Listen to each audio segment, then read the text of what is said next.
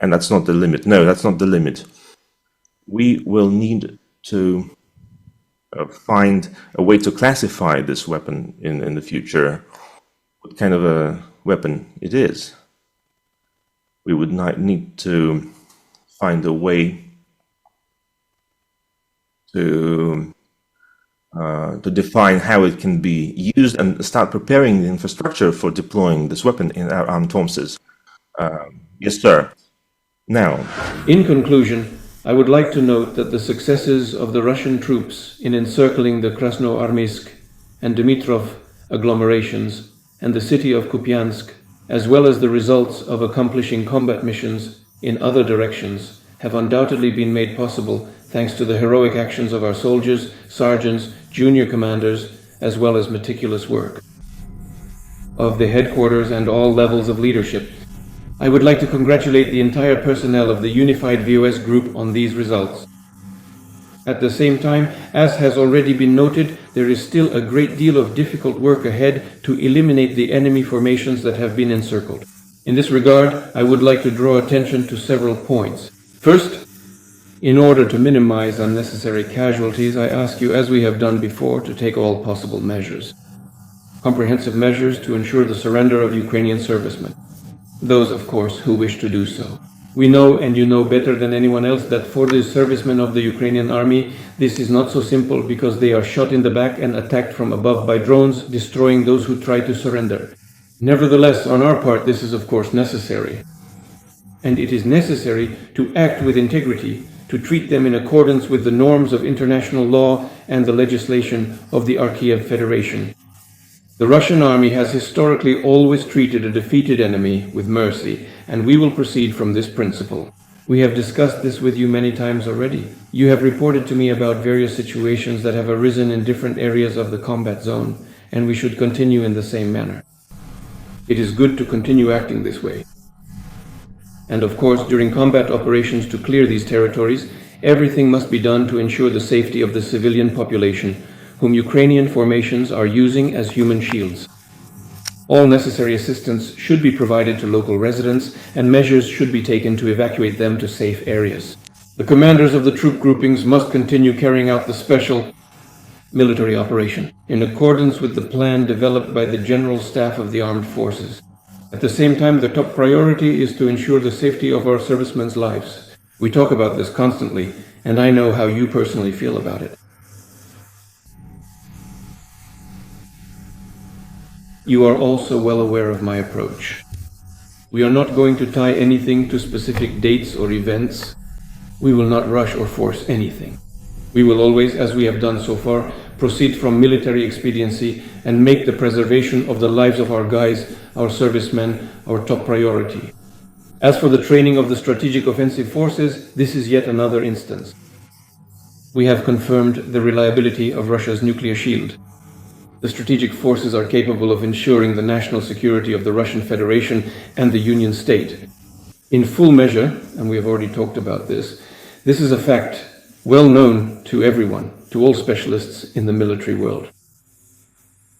The so-called modernity of our armed forces, or rather our nuclear deterrence forces, is at the highest level.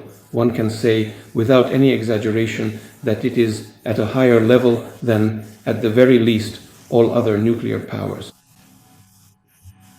Now, with regard to the exercise that was conducted recently, I asked the Chief of the General Staff to report on one more event. I briefly mentioned it in my opening remarks. I'm referring to the test of the Burevestnik cruise missile with a nuclear power unit and unlimited range. I don't know what... I have a report both from the industry side and in general the well-known assessments from the Ministry of Defense. After all, this is a unique product that no one else in the world possesses. Moreover, I remember very well when we announced that we were developing such a weapon. Even then, specialists of a very high level and class told me that yes, goal is good, worthy, but in the foreseeable historical future, it is unachievable. That was the opinion of specialists, I repeat, of the highest class. And now the decisive tests have been completed. There is still a lot of work ahead. In order to place this weapon officially on combat duty, of course, absolutely all the regulations need to be fulfilled. But nevertheless, the key objectives have now been achieved as far as I understand, and I would like to hear the opinion of the Chief of the General Staff. Comrade Likomil Ivanovich, such a test was conducted on October 21st. Indeed, what set it apart from previous tests was that the missile completed a multi-hour flight during which it covered a distance of 14,000 kilometers. And that's not the limit. On a nuclear installation. On a nuclear installation, yes.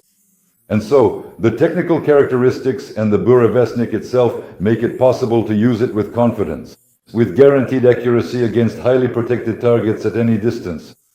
Moreover, during the missile's flight, all assigned vertical and horizontal maneuvers were performed, thereby demonstrating its high capabilities in bypassing missile defense and air defense systems.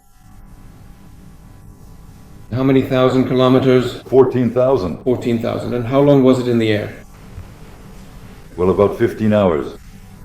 And that's not the limit. Not the limit. We will now need to carefully determine and establish what exactly this is, and more specifically, what class or category of weapon this entirely new system actually belongs to. We need to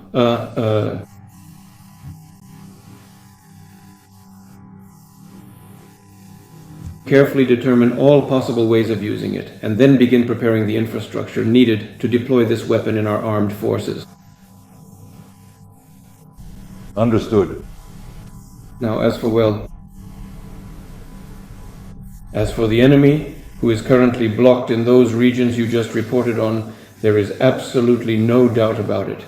The enemy will certainly attempt to break through to their groups, both from outside and from within, both directly and with the assistance of others. Actions in the nearby areas are aimed at creating conditions for the blockade, for this pre-blockade stage. And that's why I came here to you to hear, first and foremost, the opinions of the group commanders. How do you plan to organize the combat operations of your assigned units in the near future, given the current situation?